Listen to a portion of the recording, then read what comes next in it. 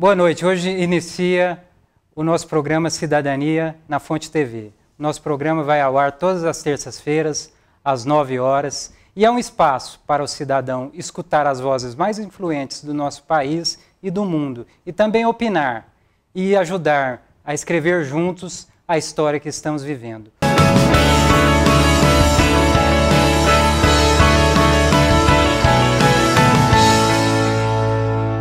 Este nosso programa, que estreia hoje, traz uma figura ilustre, com um ícone histórico. Ele que conviveu com grandes personalidades como o grande educador Darcy Ribeiro e também o revolucionário Leonel Brizola. O último ex-ministro dos governos Dilma e Lula está aqui. Manuel Dias, boa noite. Boa noite, Douglas. Estamos aqui à disposição para esse debate e é uma honra ser o primeiro entrevistado do teu programa.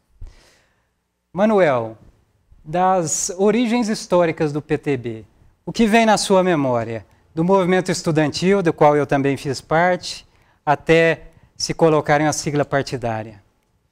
Eu sou, em razão da minha idade, um velho batalhador, militante das causas populares. Eu já militei antes do golpe militar de 64, iniciei a minha vida política na vida estudantil, fui vice-presidente da UBS e ingressei naquele período no antigo PTB.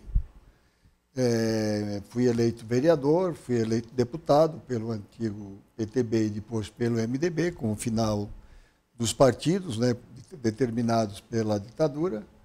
E estou até hoje aí nessa minha militância, mantendo o mesmo rumo, obedecendo os mesmos projetos e buscando as mesmas causas, que são aquelas que me formaram quando ainda jovem no antigo PTB. Nós temos dois momentos oportunos de se pontuar. O primeiro é aquele momento emocionante, né, gravado em audiovisual, que é quando o Leonel Brizola, ao perder a sigla para o grupo Ivete Vargas. Ele não perdeu propriamente para o grupo, a Ivete. A Ivete foi um instrumento. Pela legislação, o registro se dava na medida que você ingressava com o pedido no Tribunal Superior Eleitoral. Nós ficamos três dias, 24 horas na porta do Superior Tribunal Eleitoral, se revezando para ser o primeiro partido a ingressar com o pedido.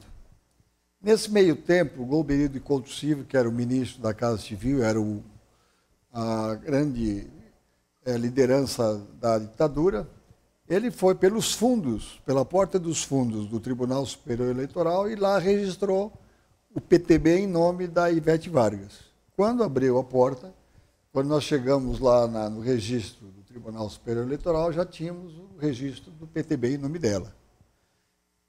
Não nos restou outra alternativa a não ser criar um novo partido.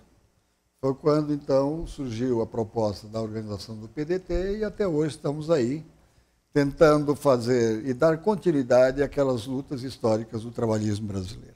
O Instituto Leonel Brizola, da qual o senhor é presidente, é o responsável por essa reorganização. Como funciona a relação do Instituto com o partido e como é construído essa formação política desses novos quadros? A Fundação Leonel Brizola Alberto Pasqualini é um órgão do partido. Cabe a ele fazer a formação política dos quadros. Nós somos um partido de ideias. Se nós não tivermos quadros capacitados para defender as nossas posições, nós somos um partido em extinção. Então, a alternativa que nos resta é formar novos quadros, procurar engajar essa geração jovem, a juventude brasileira, na discussão política. Um dos maiores males que a ditadura fez, muito pior do que nos caçar, nos prender, nos torturar, foi a alienação que provocou em várias gerações brasileiras. Nós tivemos, por parte da ditadura, uma pregação no sentido de que jovem não devia participar da política. Se afastar dessa prática que era o lugar de malfeitores, de ladrões, de corruptos, criminalizando a política. Então, nós temos hoje aí uma juventude que não quer fazer parte de partidos, desiludida, frustrada e que pensa muito na sua questão individual, na sua posição individual. Nós temos que convencer, nós temos que fazer com que essa juventude entenda que o futuro do país a eles pertencem. E não há como não participar da política, porque você governa, você chega ao poder, você faz as mudanças, toma as medidas necessárias através dos partidos.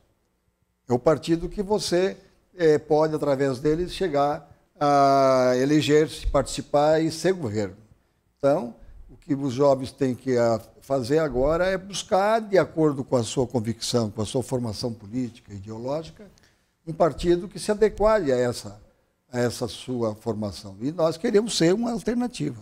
Presidente, dentro deste momento político, qual que é a alternativa do trabalhismo para esse cenário político? Nós estamos vivendo uma situação sem precedentes, né?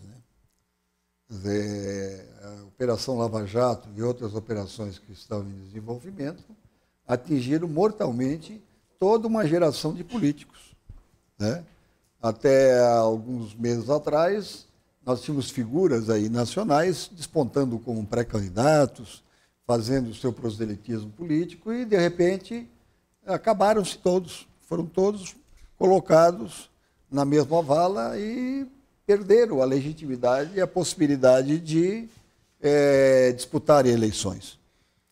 Nós não sabemos hoje o que vai acontecer daqui a próxima semana, né? O que nós temos é que fazer um esforço hercúleo no sentido de chegar em 2018 com candidaturas que possam representar um novo Brasil, uma nova política, uma nova proposta de reconstrução nacional. O PDT participou dessa coalizão de forças que o PT construiu. Entre elas estava o governo, estava o partido PMDB e Michel Temer, que acompanhou toda essa articulação política. Não é contraditório agora o PDT, que fez parte dessa coalizão, apontar novos caminhos? O partido, de fato, está se direcionando a uma nova posição política, voltando às suas raízes? Vamos por etapas. Primeiro, nós participamos dos governos Lula e Dilma, resultado de um acordo com o presidente Lula e com a presidenta Dilma, governos legitimamente eleitos pela população. Lula e Dilma foram eleitos numa eleição democrática e representava uma mudança substancial na gestão pública brasileira, comprometidos com os interesses dos excluídos, dos trabalhadores, da grande massa brasileira totalmente afastada dos benefícios do poder. Ainda falando deste tema do governo Temer, qual o seu posicionamento quanto à reforma trabalhista? Eu acho que eles estão cumprindo com o contrato firmado com o sistema, que apoiou o golpe, com os meios de comunicação a nível nacional que instigaram o golpe, que manipularam a vontade popular, e estão cumprindo com um rito, né, que passa pela reforma trabalhista, pela reforma previdenciária, pela desnacionalização do nosso parque industrial e pela entrega do nosso patrimônio maior deles, por exemplo, a Petrobras.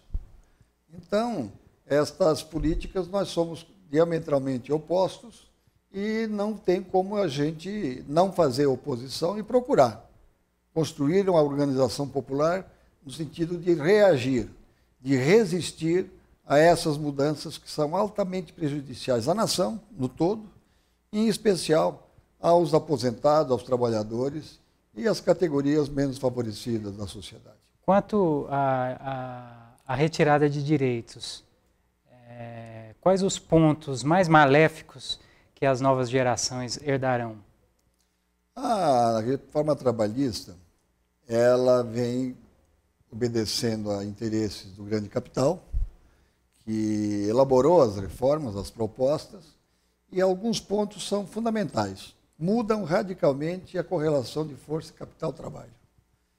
A supremacia do acordado sobre o legislado, ele acaba com a legislação trabalhista.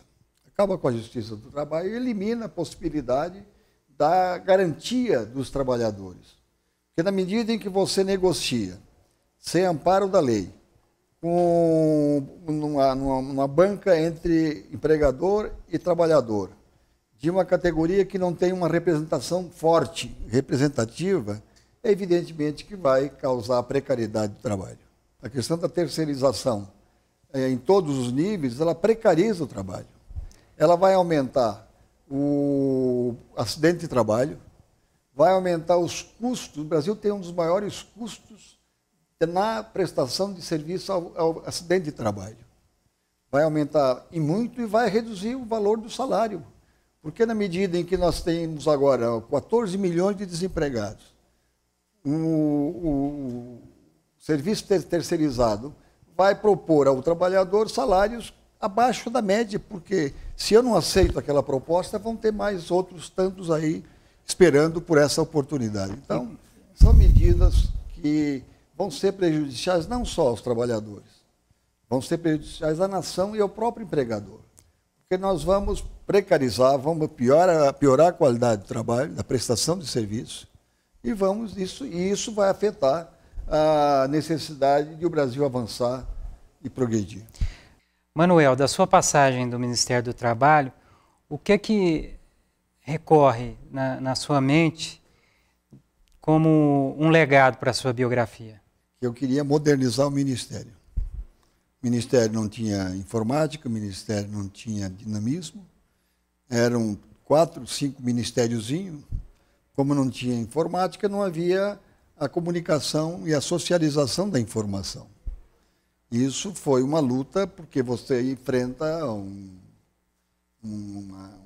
esforço muito grande de manter esse isolamento dentro dos grupos internos do Ministério.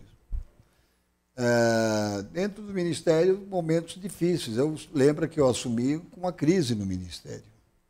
E para superar esta crise, eu tive que ter enfrentamentos muito grandes, com mudança de gestão, com mudança de quadros e com mudança de método também. A partir daí, nós começamos a correr o país. Uma das satisfações maiores que eu tive foi a transformação do fornecimento da carteira do trabalho, que era feita ainda manual. São Paulo demorava 30 dias para você entregar uma carteira do trabalho. Quando o trabalhador precisa, para o outro dia, quando arruma um emprego de uma carteira, perdia o emprego porque a entrega, a confecção da carteira demorava 30 dias. A informatização da carteira online, a carteira entregue online, a criação da Universidade do Trabalhador, que nós criamos e que sofreu pressão violenta da grande mídia, porque a opinião do Estado de São Paulo, por exemplo, de que o Ministério do Trabalho não era feito para discutir política, não era para fazer formação do trabalhador. Quando é também uma das principais razões da existência do Ministério é politizar o trabalhador, informá-lo, permitir que ele tenha conhecimento, tenha acesso ao conhecimento, até para poder dirimir as dúvidas que porventura tenham. Tomar posições, assumir filiação partidária ou filiação a tendências políticas e ideológicas. Então, eu acho que foi um período de muito trabalho e, para mim, pessoal, uma realização, porque eu não fui ministro por mérito pessoal. Eu fui ministro porque tive militância partidária, indicado pelo meu partido, por unanimidade, e lá eu procurei, como eu disse, zelar pela história do nosso partido e pelas figuras excepcionais que deram e passaram e deram as suas vidas em benefício das lutas que nós defendemos. Falando desses quadros do trabalhismo, me recorre aqui alguns grandes ícones, como João Goulart, Leonel Brizola e também Darcy Ribeiro. O que vem à sua memória, ministro, destas figuras? Elas foram figuras importantes para mim, porque eu os tinha como ídolos também. A sua vida, a sua biografia, a sua luta que me inspiraram e me inspiram até hoje. Eu não sou uma criança, mas eu sobrevivo.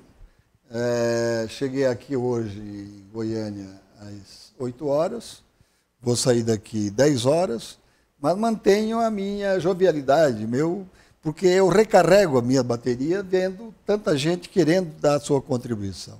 Então, a figura de Brizola, do Jango, do Darcy e tantos outros serviram para a gente que irrigaram nosso sangue, nossas veias e permitiram que chegasse até agora.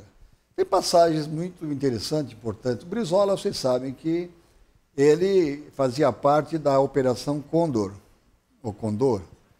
Quando a América Latina, especialmente o Cono Sul, vivia sob ditaduras, Brasil, Uruguai, Chile, Paraguai, os militares que compunham esses governos construíram um projeto Condor que tinha como finalidade matar, assassinar as lideranças maiores da oposição. Mataram o Letelier lá em Washington, assassinaram, mataram na Argentina, me esqueci agora o nome de uma liderança importante, e o Brizola e o Jango faziam parte da lista. Então havia uma preocupação muito grande e nós saímos para fazer trabalho político, visitar os estados. Nós chegamos um dia em Florianópolis, fomos lá, ficamos uma noite em Canasvieiras, uma praia que tem em Florianópolis, num apartamento de um companheiro nosso. Todo mundo lá, aquela festa, todo mundo recebendo. 11 horas, todo mundo foi embora, fiquei eu e o governador Brizola. Aí ele virou-se para mim: Manuel, nós estamos aqui sozinhos, vamos ficar aqui sozinhos, distante de tudo, isso aqui é um perigo. Eu disse: mas o governador, não tem problema, o governador do estado determinou a polícia fazer segurança e temos aqui, em redor do nosso prédio, um número grande de policiais. Aí ele assim, aí é que mora o perigo. E me convenceu, pegamos o carro e fomos dormir na minha casa em Florianópolis. Chegamos de madrugada, lá às 3 da manhã. A minha mulher até levou um susto quando nós batemos na porta. O que é que houve? E aí ele no outro dia cedo, fomos fazer o percurso.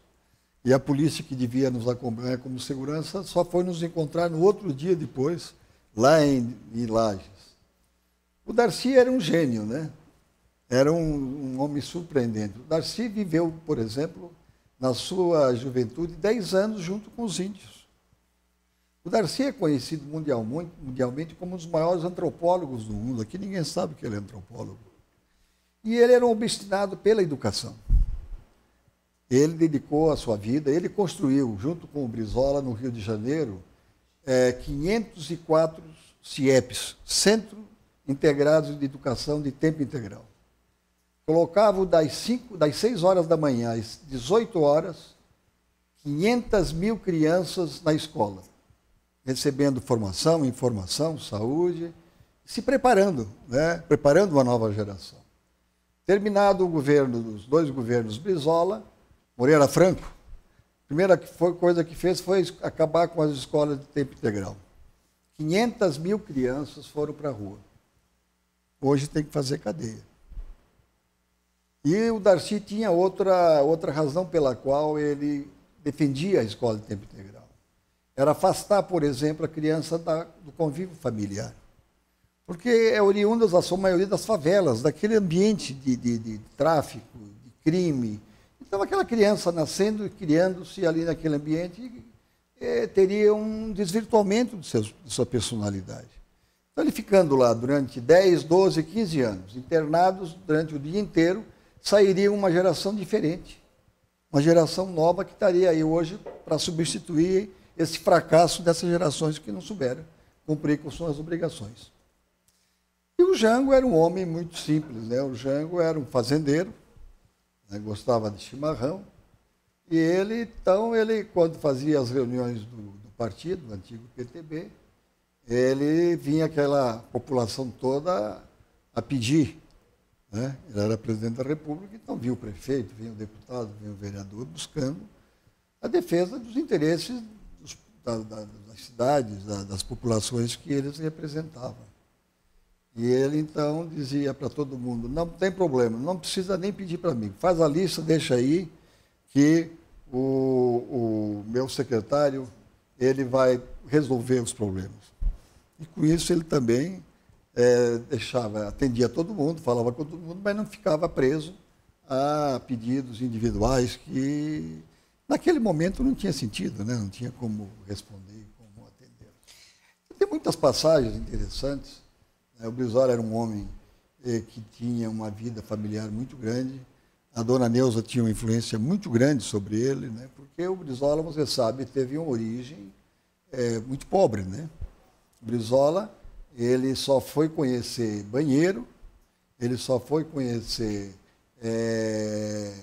uma mesa de sentar, um sofá, quando já tinha 12 anos.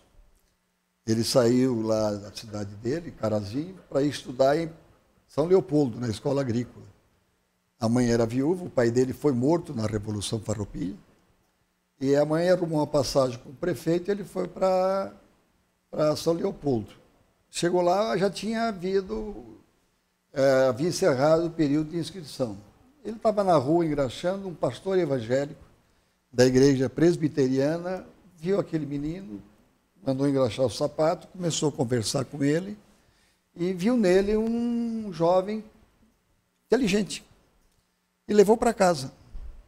E começou a mostrar para ele, ensinar, e morou durante um ano na casa desse pastor, e até que no ano seguinte abrisse a inscrição para matrícula e ele se matriculou e fez a escola agrícola em São Leopoldo. Até o fim da vida, todo ano ele levava o pastor passar uma temporada na casa dele, quando morava no Rio e também quando estava no exílio. Um fato intrigante da biografia do João Goulart é quando ele ainda jovem, ele tinha uma atividade econômica muito diferenciada na época, porque ele criava gado, mas usava de uma aeronave para percorrer o estado todo com mais velocidade, fazendo um volume maior de negócio. Outro ponto da história do João Goulart que me chama a atenção é que ele, com essa juventude, pegando um Getúlio Vargas, que vinha esvaziado do seu poder, ficar retirado no Rio Grande do Sul, dá um ânimo e faz um papel como um filho, e vai ganhar o Brasil, reconstruindo a volta de Getúlio Vargas. Ele, o presidente Getúlio Vargas, levou o Jango para Brasília, para o Rio de Janeiro, que era a capital da República. E lá ele chamou o Dotel de Andrade, que era o jornalista mais importante dos diários associados da época, e pediu ao Dotel que orientasse, né? O Jango era um menino do interior, vindo lá das distantes coxilhas do Rio Grande do Sul, né? Lá em São Borja, que hoje é difícil de você chegar, imagina isso há 60, 70 anos. E ele viveu lá no Rio e teve uma passagem muito importante. Na morte do presidente Vargas, ele tinha ficado no Palácio do Catete até meia-noite. À meia-noite ele convidou o Dotel, moravam juntos, vamos embora. Às 8 horas da manhã, quando houve o tiro deferido pelo presidente no seu coração, telefonaram, olha, o presidente Vargas suicidou-se. Avisa o Jango que ele tem que sair, viajar, para imprevisível o que é que vai acontecer. O Dotel arrumou toda a roupa dele, pegou livros que queria levar, encheu a caminhonete que ele tinha e, quando estava tudo pronto, ele disse, Jango, vamos embora porque o presidente Vargas suicidou-se. E foram embora. Mas quando ele saiu do palácio, meia-noite e pouco, o presidente entregou uma carta para ele, um documento para ele. Esse documento era a carta-testamento. Mas ele foi embora, não leu. Ele só foi ler a carta-testamento depois, quando aconteceu o fato, e que ele abriu e viu que era a carta que o presidente Vargas tinha delegado como herdeiro dele para que ele desse continuidade naquelas lutas. Manuel Dias, que foi ex-deputado, ex-dirigente do movimento estudantil, ex-ministro do Trabalho, ainda dá tempo de um novo projeto nacional? Ainda há esperança para essa luta de classes que nunca ou tão cedo vai acabar? existe uma proposta de fato do PDT de recuperar essa autoestima? Existe um nome que unifica esse processo? Eu acho que nós estamos vivendo um momento difícil e você tem que tirar das dificuldades respostas, né? E o que está acontecendo? Houve um golpe eletrônico em que a população brasileira foi manipulada pelos meios de comunicação nacional. O povo foi para a rua, depuseram a presidenta Dilma Rousseff e por que não houve resistência? Como não houve resistência também no golpe militar de 64, porque aqueles que deviam resistir, eles não têm informação e formação política capaz de impulsioná-los a esse ato. A população brasileira foi historicamente negada a ela o direito à educação, à formação e à informação. Então, à medida em que essa população, 80 milhões de brasileiros, foram beneficiados nos últimos 15 anos, com esses programas de distribuição de renda, de resgate social, 50 milhões de brasileiros, pobres, miseráveis, foram resgatados e passaram a fazer parte da classe C brasileira. Os programas de distribuição de renda, Bolsa Família, universidade, escolas técnicas, cotas, inúmeros programas fizeram com que mais de 70, 80 brasileiros tivessem sido beneficiados. Quando veio a deposição da presidenta, era natural que essas forças reagissem, porque ali estava um governo comprometido com os interesses populares. E ninguém reagiu. Assistimos pela televisão, lá no Congresso Nacional, excelência para cá, excelência para lá, depuseram uma presidenta legitimamente eleita e não houve reação. E essa reação só será possível à medida que você organize. E o PDT tem como compromisso agora, e é prioridade nossa, o partido assumiu isso, nós vamos fazer um partido que comece pela organização de núcleos de base, a fim de que nós possamos organizar aqueles que precisam mudar, aqueles que precisam que o Brasil tome medidas enérgicas e profundas, no sentido de mudar essa correlação de forças, tiverem consciência dessa necessidade. Qual que é o posicionamento da direção nacional e quais são os novos rumos do partido para o Estado? O PDT é nacional. Nós somos um partido nacional que tem linhas, tem propostas. Nós somos um partido de esquerda, democrático, socialista e trabalhista. Então, nós temos que fundamentar a nossa organização baseado nesses princípios. E a eleição, por exemplo, do ano que vem é uma eleição nacional, não é eleição estadual. Quando a eleição é municipal, o município delibera, o Estado delibera quando a eleição é estadual, agora é a eleição nacional. Quem vai estabelecer as diretrizes da campanha para presidente da República é o Diretório Nacional, é o Partido Nacional. A nossa busca é recuperar o nosso espaço no campo popular.